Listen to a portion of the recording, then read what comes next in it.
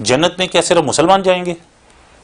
آپ نے فرمایا کہ وہ اگر کفر کی حالت میں مرے ہیں تو ان کے عذاب میں تو کمی ہوگی، لیکن اگر ایک نان مسلم ہے، اہل کتاب ہے، زندگی بھر اس نے اچھے کام کیے ہیں، لوگوں کی خدمت کی ہے، حقوق و لباد کا خیال کیا ہے، تو کیا ان کی بھی کوئی جنت میں جگہ ہے یا جنت صرف ہماری ہے؟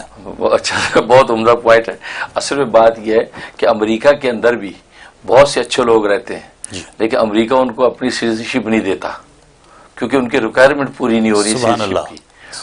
تو یہ تو پھر ظلم ہوا. اور کتنے ایسے جو ہے بدقماش لوگ ہیں جو یہاں ڈرگی ہیں، ان کو انہوں نے سٹیزن بنایا ہوا ہے امریکہ نے، اور سٹیزنشپ پر فیصلہ ہے اگر وہ کالا یا گورا یا کوئی بدبخت جو سٹیزن ہے تو وہ ساری مراد ملک کی لے رہا ہے، اور جو ہے بہت شریف و نفس اچھا انسان کبھی کسی کو تکلیف پہنچائی اس کے پاس یہ سٹیٹس نہیں تو امریکہ نہیں اس کو بھی دیتا.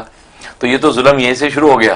تو یہ ظلم نہیں ہے، اصل بات یہ کہ وہ سٹیٹس جو ہے وہ اس کی ریکوائرمنٹ کو اگر پورا کر رہا ہے، ایسے اللہ کی بھی آخرت میں بھی اللہ کی بھی جنت اور اللہ کی بھی جو مراد کا بھی ایک جو کرائٹیریا ہے اس کو کوئی بھی میچ کرے گا اللہ اس کو دے گا. وہ اس کی کرائٹیریا ایمان ہے. اللہ یہ کہتے ہیں میرے نبیوں پر ایمان لاؤ، میری توحید کے قائل ہو جاؤ اور آخر دن کو مانو. یہ تین بنیادی چیزیں ہیں. چنانچہ پہلے نبیوں کے دور میں بھی مسلمانوں سے پہلے جو امتیں تھیں، یہود ہے، نصارہ ہیں، مجوس ہے، بدھ مت ہے، جو بھی ہیں، ان سب امتوں میں بھی جس نے ان چیزوں کو پورا کیا، جبکہ اس وقت مسلمانوں کا وجود بھی نہیں تھا، اللہ نے ان کو بھی اس وقت کے فرما برداروں میں کنسیڈر کر کے جنتیں عطا کی.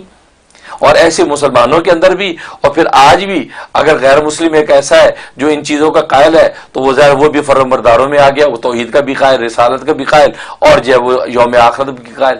تو اصل میں وہ کرائٹیریا اگر جو بھی میچ کرے گا اس کو آخرت کی سٹیزنشپ ملے گی اور جنت میں داخل ہوگا.